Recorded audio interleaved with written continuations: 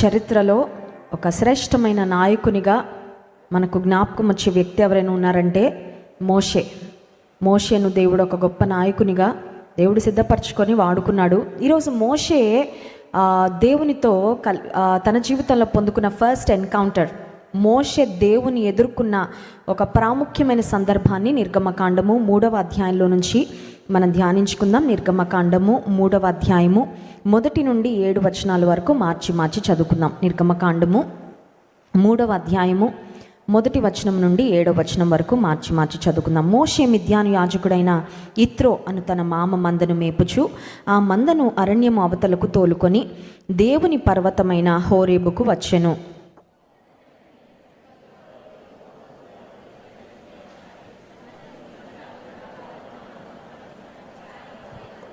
అప్పుడు మోషే ఆ పొద ఏల కాలిపోలేదో నేను ఆ తట్టు వెళ్ళి ఈ గొప్ప వింత చూచెదని అనుకొనిను.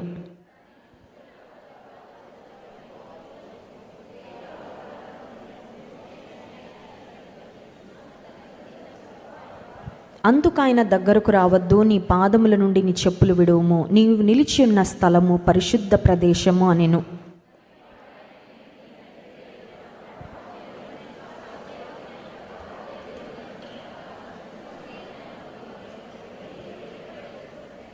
ఏడవ వచనం అందరం కలిసి చదువుకుందాం. మరియు యెహోవా ఇట్లా నేను ఐగుప్తులోనున్న నా ప్రజల బాధను నిశ్చయముగా చూచి తిని పనులలో తమ్మును కష్టపెట్టు వారిని బట్టి వారు పెట్టిన మొరను వింటిని, వారి దుఃఖములు నాకు తెలిసేయున్నవి. మోషే దైవజనుడు తన జీవితంలో చాలా ఆశ్చర్య రీతిగా తల్లి కన్నది, యోకోబెదు మోషేను కన్న తర్వాత నైలు నదిలోకి జమ్ముపెట్టెలోకి వెళ్ళిపోయాడు. ఆశ్చర్య రీతిగా ఏ ఫరో అయితే హెబ్రీలకు పుట్టిన ప్రతి మగ శిశువును కాన్పు పీటల మీదనే చంపేయమని ఆజ్ఞాపించాడో, ఆశ్చర్య రీతిగా అదే ఫరో అంతఃపురంలో ఈ ఇశ్రాయేలీలను విడిపించడానికి దేవుడు ఏర్పరచుకున్న నాయకుడైన మోషే ఫరో కుమార్తె యొక్క కుమారునిగా పెంచబడము దేవుని యొక్క అద్భుతమైన సంకల్పం అండి. కొన్నిసార్లు దేవుని కార్యాలు మన ఊహకే మించినవి. ఫరో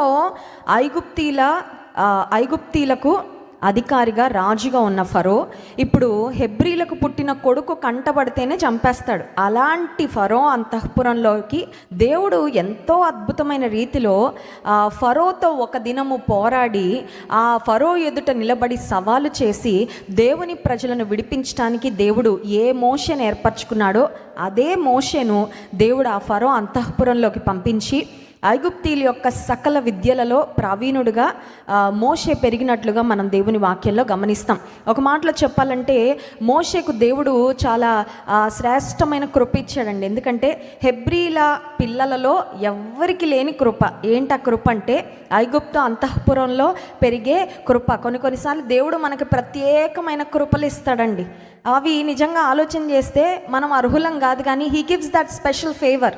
ఆయన ఆ దయను మన మీద కుమ్మరించి చాలా ఆశ్చర్యమైన రీతిలో మనకే అంతుపట్టదు. కొన్నిసార్లు మన ఫ్యామిలీ మెంబర్స్ కూడా అర్థం కాదు దేవుడు ఇంతగా ఎలా ఆశీర్వదించాడు. అదే ఆయన కృప, ఆయన దయ, ఆయన ఫేవర్ అంతే. మోషేకు దేవుని దయ దక్కిందండి. బాలుడుగా ఉన్నప్పుడే దేవుని దయను చాలా ఎక్కువగా మోషే సంపాదించుకున్నాడు. దేవుని సంకల్పము మోషే ఎడల చాలా గొప్పగా ఉంది. ఇప్పుడు ఫరో కుమార్తె నైలు నదిలో స్నానం చేయడానికి వచ్చింది. ఈ జమ్ము పెట్టిని తెప్పించుకుంది. దివ్య సుందరుడుగా ఉండడం చూచింది. She was very impressed with that baby boy. ఈ బాబుని నేను పెంచుకోవాలనుకుంది. అంతఃపురానికి తీసుకొని వెళ్ళింది. ఆ బిడ్డను తన కుమారునిగా పెంచుతూ ఉంది. ఇంత లోపల మనకు తెలుసు మోషే యొక్క అక్క అయిన మిరియాము ఎప్పుడైతే ఫరో కుమార్తె జమ్ము పెట్టి తెప్పించుకుందో, ఈ బాబును నీ కొరకు పాలిచ్చి పెంచడానికి నేను ఒక ఆమెను తీసుకొని వస్తానన్నది. మా తల్లి అని చెప్పలేదు, చాలా తెలివిగా మాట్లాడింది. తన సొంత తల్లినే తీసుకొని వెళ్ళింది. ఇప్పుడు తల్లి చేతిలో నుండి ఆల్మోస్ట్ లాస్ట్. ఇంకా ఈ బాబు మళ్ళీ నా కుమారుడు మళ్ళీ నా కంటికి కనబడతాడో లేడో అన్న స్థితి నుండి మళ్ళీ ఆమె చేతుల్లోకే దేవుడు చాలా అద్భుతమైన విధానంలో తల్లి చేతికే దేవుడు అప్పగించేశాడు. సో మోషే మోషే జీవితంలో ఒక మాటలు చెప్పాలంటే పుట్టుక నుండే అద్భుతాలండి. పుట్టుక నుండే అద్భుతాలు. పుట్టడం ఒక అద్భుతం, కాన్పు పీటల మీద చనిపోకుండా మరణం నుండి దేవుడు తప్పించడం ఒక అద్భుతం, ఆ నైలు నదిలో ఏ క్రూర మరి మొసళ్ళు కానీ ఇలాంటివేవి తినకుండా దేవుడు కాపాడడం ఒక అద్భుతం, ఫరో అంతఃపురానికి తీసుకువెళ్ళడం ఒక అద్భుతం, మళ్ళీ తల్లి చేతికి రావడం ఇంకొక అద్భుతం. సో ఈ అద్భుతాల పరంపర కొనసాగుతూ ఉండగా ఇప్పుడు తల్లి ఉగ్గుపాలతో పాటు మోషేకి చెప్తా వచ్చింది ఏమనంటే, బాబు అంతఃపురంలో ఉన్నావు కానీ అంతఃపురాన్ని స్థలం అని అనుకోవద్దు, don't think that's your permanent place. నువ్వు ఫరో కుమార్తె యొక్క కుమారుడుగా పెరుగుతున్నావు కానీ అది కాదు నీ ట్రూ ఐడెంటిటీ. నువ్వు నా కుమారుడు, నువ్వు ఒక హెబ్రీడో. మన దేవుడు జీవం కలిగిన దేవుడు, మనం ఆరాధించే దేవుడు వేరు. ఆ ఐగుప్తీలు ఆరాధించే దేవుళ్ళు దేవతలు అవన్నీ కూడా వేరు, వాళ్ళ పద్ధతులు, వాళ్ళ ఆచారాలు, వారి వ్యవహారాలు, వారి విధానాలు అన్నీ వేరు. So don't follow them. అక్కడ ఉన్నప్పటికీ ఒక మాటలో చెప్పాలంటే తల్లి అయిన యోకెబెదు మోషేకు ఒక స్ట్రాంగ్ ఫౌండేషన్ వేసిందండి. ఆమె పాలు వదిలిపెట్టే వరకే మోషే ఆమెతో ఉన్నాడు, కానీ ఆ స్వల్ప కాలంలోనే మోషే తల్లి ఒక బలమైన పునాది వేసింది. మోషే తల్లి నుండి ఇక్కడున్న తల్లులందరూ మనం నేర్చుకోవాల్సిన ప్రాముఖ్యమైన అంశం ఏంటంటే, మన పిల్లలు మన చేతిలో ఉన్నప్పుడే వారి ఆత్మీయ జీవితానికి ఒక బలమైన పునాది.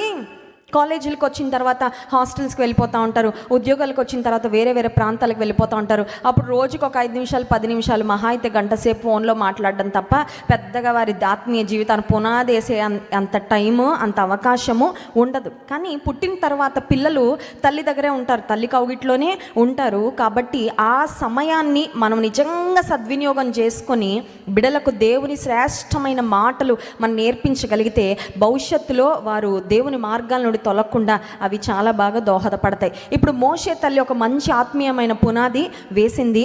ఇప్పుడు మోషే హృదయంలో ఉన్న జీల్, అంత ప్యాషన్ ఏంటంటే, నా ప్రజలను నేను ఎలాగైనా కాపాడాలి, నా ప్రజల పక్షంగా నేను నిలబడాలి అని ఒక రోషం కలిగి మోషే పెరుగుతూ ఉన్నాడు. సరే, ఆ తర్వాత he messed up his life. మనకు తెలుసు మోషే తొందరపాటుతో ఐగుప్తీని చంపుతాడు, పాతి పెడతాడు. ఆ తర్వాత ఈ విషయం ఫరోకు తెలుస్తుందని మోషే భయపడి మిద్యాన్ అనే ప్రాంతానికి పారిపోయినట్లుగా దేవుని వాక్యంలో చూస్తాం. మోషే జీవితంలో చెప్పాలంటే 120 సంవత్సరాలు బ్రతికాడండి. Moses lived for 120 long years. ఈ 120 సంవత్సరాలలో మొట్టమొదటి 40 సంవత్సరాలు ఫరో అంతఃపురంలో. కొంతమందికి 1 సంవత్సరం చాలండి, అమ్మా నాన్న నుండి దూరంగా 1 సంవత్సరం ఉంటే దేవుడు, బైబిల్, ప్రార్థన అన్నీ మర్చిపోతారు. మేము ముంబై పూణే మీటింగ్స్ ముగించుకొని అక్కడ మధ్యలో బెంగళూరులో మేము ఫ్లైట్ మారాల్సి వచ్చింది. ఎందుకంటే పూణే నుండి రాజమండ్రికి డైరెక్ట్ ఫ్లైట్ లేదు. మేము బెంగళూరులో ఫ్లైట్ మారుతూ ఉన్న సమయంలో ఒక అమ్మాయి చాలా అసభ్యమైన బట్టలు వేసుకుంది. చాలా అసభ్యంగా ఉన్నాయి ఆ బట్టలు. అయితే ఆ అమ్మాయిని చూసి ఆ అమ్మాయి ఏ ఊరికి వెళ్తుంది అనుకుంటే మన రాజమండ్రి ఫ్లైట్ ఎక్కింది. అంటే బహుశా ఉద్యోగం కోసం వెళ్ళిందేమో తెలియదు, కానీ రాజమండ్రిలో అయితే నేను అలాంటి బట్టలు వేసుకున్న అమ్మాయిలను చూడలేదండి. అంత మరి దేహం అంతా కనిపించేటట్లుగా అంత రివీలింగ్ క్లోత్స్ వేసుకున్న వారిని మరి ఇప్పటివరకు అయితే చూడలేదు రాజమండ్రిలో. అమ్మాయిని చూసినప్పుడు అనిపించింది ప్రాబబ్లీ ఉద్యోగం కోసం వెళ్ళిందేమో, చేతి నిండా డబ్బులు వస్తున్నాయేమో.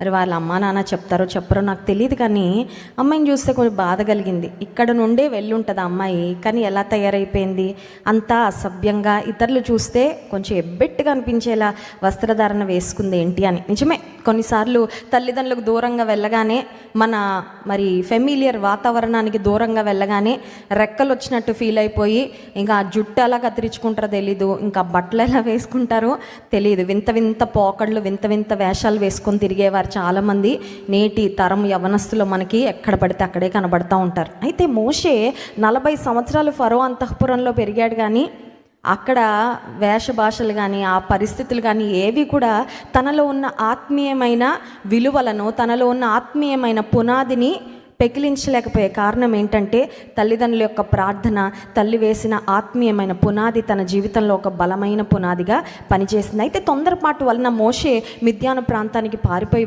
వెళ్ళిపోవాల్సిన సందర్భంలో ఒక 40 సంవత్సరాలు మోషే జీవితంలో మిద్యాన్ అరణ్యంలో వేస్ట్ అయిపోయాయండి ఒక మాటలో చెప్పాలంటే. ఎందుకంటే అక్కడ మరి తన మామయ్య అయిన ఇత్రో కుమార్తెలలో ఒక కుమార్తె అయిన సిప్పోరా అనే వ్యక్తిని పెళ్లి చేసుకున్నాడు. ఇంకా అక్కడ చేసే పని ఏమీ లేదు, కానీ మామయ్య అయిన ఇత్రో మందలను మేపుతా ఉన్నాడు. ఇంకొక మాటలో చెప్పాలంటే మా అమ్మ చెప్పింది ఒకటి, ఇప్పుడు నా తొందరపాటు వల్ల నేను మెస్అప్ చేసుకొని అవకాశాలన్నీ ఐగుప్తుకే ఇంకా వెళ్ళే అవకాశం లేదు. ఎందుకంటే నేను వెళ్ళానంటే ఫరోకి ఎవరైనా ఐగుప్తుని చంపిన వ్యక్తి మళ్ళీ వచ్చాడు అనే సమాచారం తెలిసిందంటే నా ప్రాణం పోద్ది.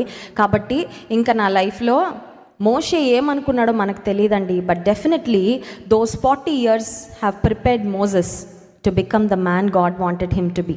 మోషేను దేవుడు ఎలా ఉపయోగించుకోవాలనుకున్నాడో ఆ పని కొరకు దేవుడు మోషేను 40 సంవత్సరాలు మిద్యానులో దేవుడు తర్బీదు చేశాడు, సిద్ధపరిచాడు. And God had an encounter. Moses had an encounter with God. మోషే దేవుణ్ణి ఎదుర్కొన్న ఒక సందర్భము, మరి మొట్టమొదటి సందర్భం అని చెప్పుకోవాలి. నిర్గమకాండం 3వ అధ్యాయంలో 1వ వచనం ఇంకొకసారి చదువుకుందాం. మోషే మిద్యాను యాజకుడైన ఇత్రో అను తన మామ మందను మేపుచు ఆ మందను అరణ్యము అవతలకు తోలుకొని దేవుని పర్వతమైన హోరేబునకు వచ్చెను.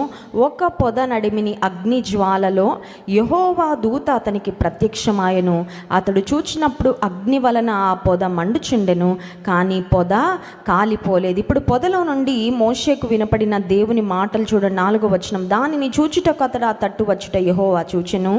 దేవుడు ఆ పొద నడుమ నుండి మోషే మోషే అని అతనిని పిలిచెను. మొట్టమొదటిగా God had a great plan for Moses. దేవునికి మోషే పక్షంగా ఒక ప్రణాళిక ఉంది. దేవుని ప్రజల పక్షంగా గొప్ప ప్రణాళిక ఉంది. దేవుని ప్రజల పక్షంగా దేవుడు కలిగి ఉన్న ఆ విమోచన ప్రణాళికలో ఒక కీలకమైన పాత్ర వహించవలసిన వ్యక్తి ఎవరంటే మోషే.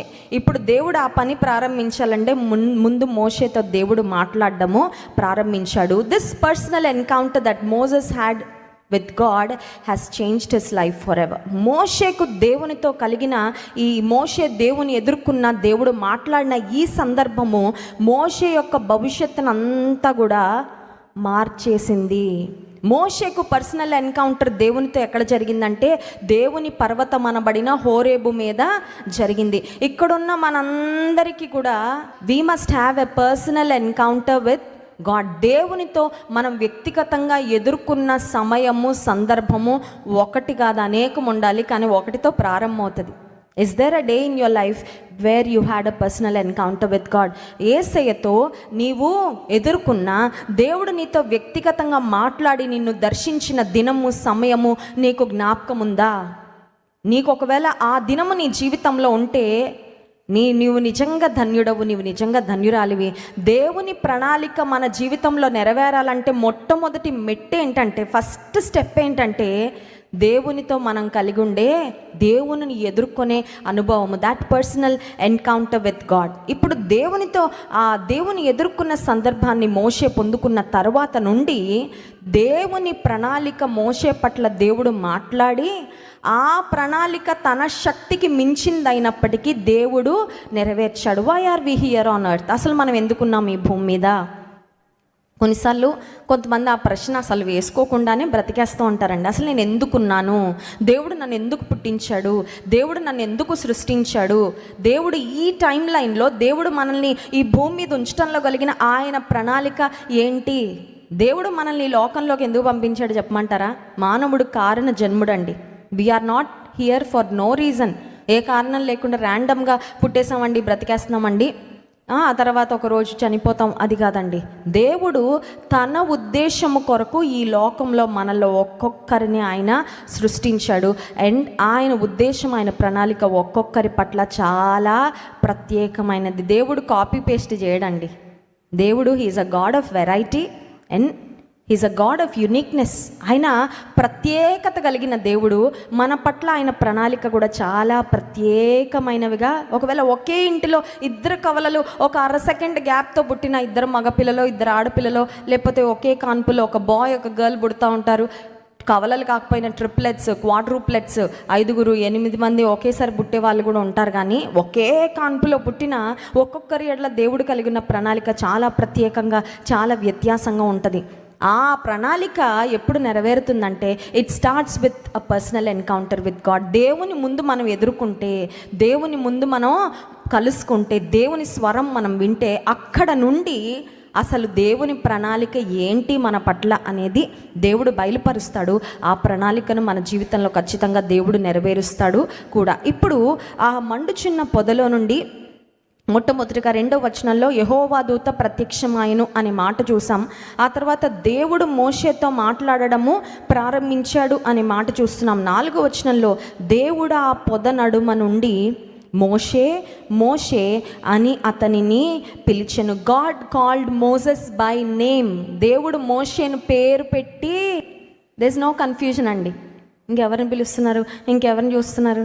చూడండి, కొన్ని పేర్లు ఉంటాయి క్లాస్లోనే, పేరు సర్నేమ్తో పిలవకపోతే 3 ఉంటారు ఆ పేర్లతో. కొన్ని చాలా కామన్, చాలా ఫేమస్ నేమ్స్ ఉంటాయి కదండి. కుమార్ అనే పేరు ఉంటుంది, ఎంతమంది ఉంటారో కుమారులు. ఇంకొన్ని పేర్లు ఉంటాయండి. ఈవెన్ వేరే వేరే దేశాల్లో కూడా మన భారతీయులు ఎక్కువ మంది ఉండే దగ్గర ఒక పేరు అంటే ఆ పేరుతో ఒక 4-5. కానీ దేవుడు మోషేని ఇక్కడ చాలా స్పష్టంగా పేరు పెట్టి దేవుడు పిలుస్తున్నాడు. అంటే అర్థం ఏంటంటే, మోషే నిన్ను నేను దృష్టిస్తున్నా. You may be forgotten by your people. ఇప్పుడు 40 సంవత్సరాలు అయిపోయిందండి మోషే ఐగుప్తును విడిచిపెట్టి వచ్చి. ఇప్పుడు దేవుని ప్రజలందరూ హెబ్రీలు, మోషే కుటుంబం అంతా ఎక్కడ ఉన్నారు? They are back in Egypt. అందరూ ఐగుప్తులో ఉన్నారు. వీడియో కాల్స్ లేవు, ఆ తర్వాత ఫోన్ ఫెసిలిటీ లేదు. ప్రాబబ్లీ మోషేను గురించి తన వారందరూ మర్చిపోయి ఉంటారేమో. వెళ్ళిపోయాడు మిద్యానికి, ఎక్కడున్నాడో ఏం చేస్తున్నాడో బహుశా గుర్తొచ్చినప్పుడు వాళ్ళ అమ్మ నాన్న, ఆ తర్వాత అహరోను, మిరియాము, అక్క, అన్నలు ఆలోచించి కొంచెం బాధపడుతూ ఉండుంటారు కదా. కానీ మిగతా వారు probably people might have forgotten Moses. ఏమో వెళ్ళాడు, అక్కడ బతుకున్నాడో ఎలా ఉన్నాడో అని బహుశా మనుషులు మర్చిపోయి ఉండొచ్చు. కానీ దేవుడు మోషేని పేరు పెట్టి పిలిచి, మోషే నిన్ను మనుషులు మర్చిపోయారేమో, you may be out of reach. ఒకవేళ నీ ప్రజలందరికీ దూరంగా ఒక ఒంటరి వాడిగా ఇక్కడ నువ్వు మిద్యాను ప్రాంతంలో ఉన్నావేమో, కానీ నాకు నీ పట్ల గొప్ప ప్రణాళిక ఉంది. స్తోత్రం కలుగునుగాక, హల్లెలూయా. ఒకవేళ మనుషులందరికీ నువ్వు దూరంగా ఉండొచ్చు. కొన్నిసార్లు ఏ కారణాల వల్ల కావచ్చు, కుటుంబీకులందరికీ దూరంగా ఉండొచ్చు. కొన్నిసార్లు కుటుంబీకులందరూ దూరంగా పెట్టేయచ్చు. ఎందుకంటే ప్రార్థన ఎక్కువంట, దేవుని సన్నిధి ఎక్కువంట, మందిరము ఎక్కువంట, మేము చేసినట్టు చేయరంట, మాతో పాటు అన్నిటిలో పాలు పంపులు పొందరంట. అందుకని మీరు దూరంగా ఉండండి అని దూరంగా పెట్టుండొచ్చు. మోషే తన వారందరికీ దూరంగా ఉన్నాడు, కానీ దేవుడు మోషేకి దగ్గరగా వచ్చేసి దేవుడు మోషేను పేరు పెట్టి పిలవగానే చూడండి 4వ వచనం, అందుకతడు చిత్తము ప్రభువా. And the interesting thing is God spoke through the burning bush. దీనికి కూడా ఒక సిగ్నిఫికెన్స్ ఉందండి. దేవుడు సమూయేలుతో in the calm of the night, ఆ అర్ధరాత్రి వేళ చాలా మౌనంగా, చాలా నిశ్శబ్దంగా, చాలా ఉన్న సమయంలో ఒక మనుషుని స్వరంలాగే సమూయేలు కన్ఫ్యూజ్ అయ్యేంతగా దేవుడు మాట్లాడాడు సమూయేలుతో. కానీ మోషేకు దేవునితో ఉన్న ఈ ఎన్కౌంటర్లో this was a very this was a super natural experience. చాలా మరి ప్రకృతికి అతీతంగా, సహజ సిద్ధమైన పరిస్థితికి అతీతంగా దేవుడు ఒక ప్రత్యేకమైన అనుభూతిని దేవుడు మోషేకు చూపించాడు. ఏంటిదంటే మండుచున్న పొద మండుతుంది కానీ కాలిపోవట్లేదు. ఇది చాలా వింతైన దృశ్యంగా మోషేకు అనిపించింది. దగ్గరకు వచ్చాడు, ఆ వింతేంటో చూద్దామని. దేవుని దూత ఉన్నట్లు కూడా మోషే ఖచ్చితంగా గమనించి ఉన్నాడు. ఇప్పుడు ఆ మండుచున్న పొద దగ్గరకు వచ్చిన తర్వాత, why through the burning bush. మామూలు పొదలో నుంచి దేవుడు మాట్లాడలేడా? ఇప్పటికి ఉందండి ఆ మండుచున్న పొద. మేము ఐగుప్తు ప్రాంతానికి వెళ్ళినప్పుడు ఇప్పటికి మండట్లేదులేండి, ఇప్పుడు మండట్లేదు, ఆరిపోయింది మంట. కానీ ఆ మండుచున్న పొద అని మరి చరిత్రకారులు వాళ్ళు నిర్దేశించి ఆ ప్లేస్ని స్పెషల్గా మార్క్ చేసి పెట్టారు. ఒకవేళ మీరు ఐగుప్తుకు వెళ్తే అది ఇప్పటికీ చూడొచ్చు, మండుచున్న పొద. మండుచున్న పొదలో నుండి ఎందుకు మాట్లాడాలి, మండని పొదలో నుండి ఎందుకు మాట్లాడలేదంటే probably there was a message. ఆ మండుచున్న పొద ద్వారా కూడా దేవుడు నేటికి మనకు కూడా ఒక వర్తమానాన్ని ఇస్తూ ఉన్నాడు. హెబ్రీ పత్రిక 12వ అధ్యాయము 29వ వచనంలో మన దేవుని గురించి ఒక చక్కని మాట రాయబడింది. చూడండి, హెబ్రీ పత్రిక 12వ అధ్యాయము 29వ వచనం, నిశ్చలమైన రాజ్యమును పొంది దైవ కృప కలిగి ఉందము, ఆ కృప కలిగి వినయ భయభక్తులతో దేవునికి ప్రీతికరమైన సేవ చేయుదము. ఏలయనగా మన దేవుడు దహించు అగ్ని అయి ఉన్నాడు. ఈ లాస్ట్ లైన్ అందరం కలిసి చదువుదాం ఇంకొకసారి. ఏలయనగా మన దేవుడు దహించు అగ్ని అయి ఉన్నాడు. స్తోత్రం చెప్దాం. హల్లెలూయా. దహించు అగ్ని అంటే భయపడాలండి. అగ్ని అంటే చిన్న విషయం కాదు. అగ్ని అంటే అగ్నితో ఆటలాడితే ఏమైపోద్దండి? Fire is dangerous. Fire is very useful, but we should be very careful with fire. మంట లేకపోతే కుకింగ్ అవుతుందా? అవ్వదు. మంట లేకపోతే చాలా పనులు జరగవు. కానీ అట్ ద సేమ్ టైం మంటతో జాగ్రత్తగా లేకపోతే ఏమవుతుందంటే ఆ మంట చాలా ప్రమాదకరము అయిపోతుంది.